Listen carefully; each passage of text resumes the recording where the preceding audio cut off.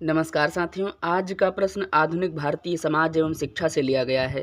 प्रश्न कुछ इस प्रकार है कि भारतीय शिक्षा आयोग का संक्षिप्त वर्णन कीजिए। प्रश्न एक बार पुनः, भारतीय शिक्षा आयोग का संक्षिप्त वर्णन कीजिए। तो चलिए इसके उत्तर को देखते हैं। भारतीय शिक्षा आयोग 1882।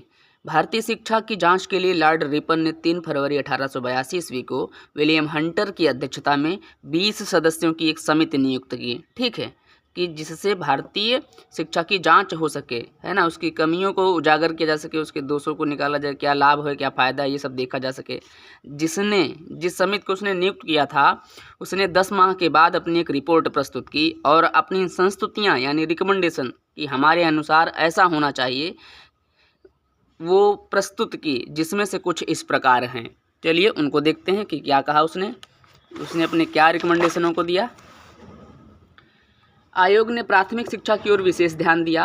उसने यह सुझाव दिया कि प्राथमिक शिक्षा जीवनोपयोगी हो, वह मातृभाषा के माध्यम से दी जाए, वह स्थानीय संस्थाओं द्वारा संगठित की जाए, प्राथमिक अध्यापकों के प्रशिक्षण के लिए विद्यालय खोले जाएं और पाठ्यक्रम व्यवहारिक हो।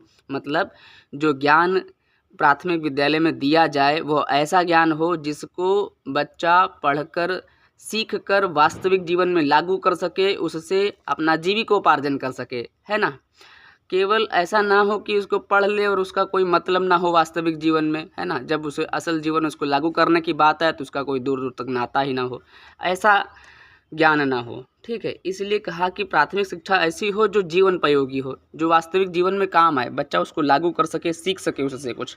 ठीक है, दूसरी जो उसकी रिकमेंडेशन थी वो ये थी कि आयोग ने देसी विद्यालयों और भारतीय ज्ञान का घोर खंडन किया और अंग्रेजी के माध्यम से पाश्चात्य ज्ञान विज्ञान के प्रसार तथा इन्हीं पर धन को व्यय करने की बात बड़ी विनम्रता से इसका समर्थन किया। उसके पक्षों से प्रभावित होकर लॉर्ड विलियम बेंटिंग ने 7 मार्च 1885 को आज्ञापत्र जारी करते हुए लॉर्ड मैकाले की संस्तुतियाँ यानी रिकमेंडेशन को स्वीकार कर लिया कि जो लॉर्ड मैकाले ने कहा था कि हमारे अनुसार ऐसा होना चाहिए, उनको स्वीकृति मिल गई। इसमें ये था कि पाश्चात्य ज्ञान को अंग्रेजी के माध्यम से लोग ग्रहण करें और इसी पर जो है अपना धन खर्च करें, है ना, अंग्रेजी को ज़्यादा से ज़्यादा बढ़ावा मिले। ठीक है, आज के लिए इतना ही। धन्यवाद।